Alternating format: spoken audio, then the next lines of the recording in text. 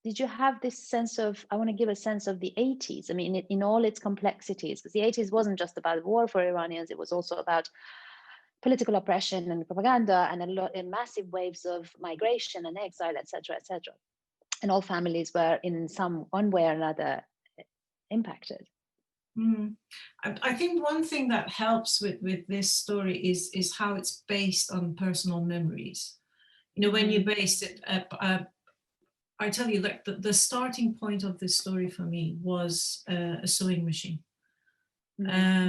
Because I think it's such a rich object, you know, the memories that it carries, the rhythm of it, you know, just from the mechanical aspect, the voice, the rhythm, the sound, and also, you know, who used it, what has been made with it. And my granny did make me dresses, and I did want to strap this dress, and she did tell me that. There are parts that maybe like not happened exactly to me, that the ear piercing scene happened, only the boy kicked the guy in the knee instead of biting him. There are parts that may not have happened to me, but it's a story that I've heard from other people. The trick is how to make them all become one, feel right in the same place. So I think that's you know, basing it on my own memories, yet being very careful not to be too precious with it, especially when you tell a story about your loved ones. It's very tempting to put them on a pedestal and say, oh, she was amazing. But you want, you know, the story needs to work at the end of the day, you know, even if it means you sacrifice people you love for it. Yeah. Thank you. May I just remind everyone that Mayam is an award-winning, a BAFTA-winning filmmaker, but she's also a writer. She's a storyteller, and I encourage you to look up her work. I also have a longer interview with her, which is basically the first episode of the podcast that you can find on the Beyond Trauma Project website, which is this project that I created. So Mariam's episode is our inaugural episode, so you can listen to that interview for more information. Thank you so much, Mariam. I mean, there's so much I kind of want to explore here, and we've just gotten started, and I'm compelled by how much we share, how much experience is on the one hand particular, and on the other hand extremely universal. There's something extremely human going on here in these stories that I don't think you need to be from Iran or Iraq to relate to. I'm also compelled by the lessons that the Iran-Iraq war offers us across the region. As with many other Middle East wars, this war too was a continuation of imperial wars. And it is not lost on Iranians and Iraqis that the international community was so implicated in this war, and yet has largely turned a blind eye to its legacies. Like all Middle East wars, this war too has a physical, psychological, and cultural afterlife.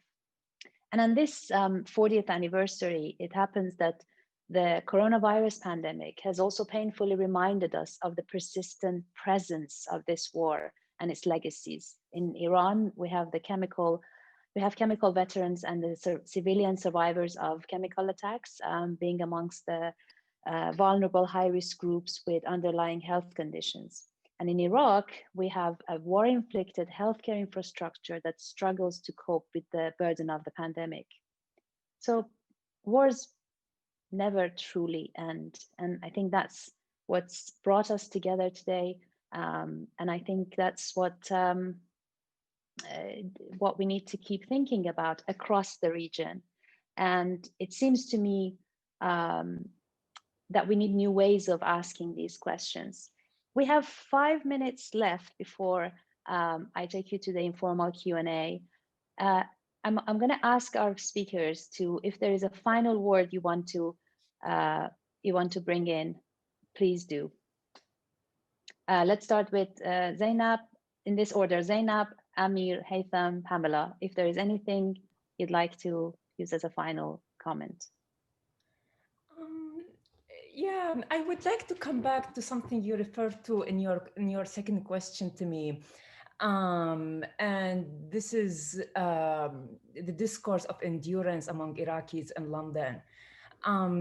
And I think it relates back to what it means to live through wars versus what it means to live in exile and having family members who live through wars and having your country destroyed because of a war. So in London, Iraqi exiles, really, they have kind of a hierarchy of suffering.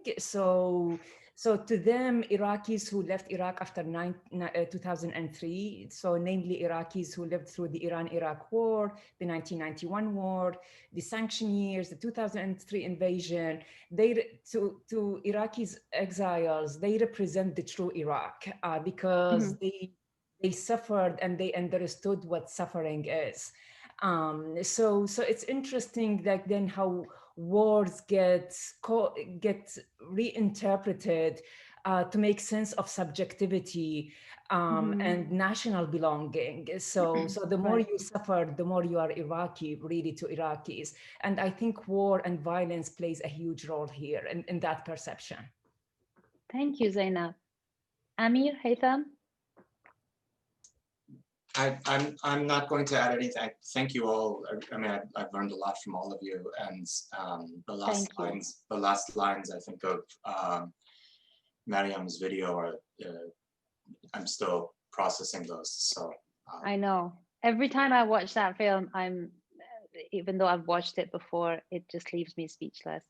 There's a lot to take in. Anyone else? I'll just say, yeah, that I agree. It was a brilliant film. Thank you, Mariam. And I think I'll just say, you know, I think I really appreciate Amir's work, especially, and Zainab's work, and everybody's work. But I really appreciate this mining of dissent within the cultural spheres of both countries. And you know, we're talking about generational trauma, but also I think the literary sphere, the cultural sphere, the artistic spheres, I mean, these are the places often where forms of dissent against jingoistic nationalism, against this kind of propaganda, this is where we can find them. And I think it's so important for both peoples to understand their own cultural histories of that dissent against these horrible wars that, and this particular war, to sort of prevent new ones in particular. And as we watch, always this fear that the US will go to war in Iran, the situation in Iraq is always a powder keg. So I think that's what for me anyway, and I imagine for Amir and others, the function of culture is. Absolutely. Thank you, Haytham. And Pamela John, is there a final word? We have 1 minute. Yes, absolutely. I just wanted to add, Orkideh, the complexity of the situation. It's also important to note that you know, the people who went to this war were not always celebrated among all segments of the society in Iran. I remember one time they came to our classroom and they said, whose father is a wounded veteran of war? And I did not raise my arm because I was worried that my friends might think that we are with the regime. There was a lot of stigma associated with people who fought in the war, that they got into the universities for free and without entering the national examination. And so it's very complicated. And so the reason why I showed letters by my father was to express this fact that these were complicated issues, and you know, there's a reason why they're not published and they're hidden in the house, because my father never wanted to associate himself with the regime and the propaganda of the regime. Yeah, thank you. That's an excellent point. Thank you. I think in most of our works, I mean, including myself, we have gone back to these stories of the multitudes and the multiplicities of backgrounds that were then all boxed in one box. I mean, we don't hear much about martyrs who were Armenians or Jewish or Zoroastrians, because they didn't go because they were Shias, they went to, you know, so that's an excellent point. And I think what our panelists and the film and everything has sort of, we've only scratched the surface, but I think by now we at least can acknowledge that, at least it seems to me, that across the Middle East, we need new ways of asking and understanding what happens, not just during wartime, but also decades later, when children grow into adults. And we should ask what dreams and hopes and aspirations do new generations internalize? And can we hope that those aspirations may guide us towards a future free of war? But before we go, I'd like to thank our wonderful panelists, Pamela, Zainab, Mariam, Haytham, and Amir. And I'd like to thank our generous hosts at New York University, the Initiative for Iranian Studies, and the Kevorkian Center for Near Eastern Studies. Particularly thank you, Professor Mirsapasi, James Ryan, and Sahar Soleimani for keeping us on track. I'm also grateful to the amazing artist Pamela Karimi, whose beautiful artwork you just saw on our poster. And last but not least, a huge thank you to everyone who joined us today from across time zones. And I wish you and your loved ones good health and a safe passage through the pandemic. Thank you and good night.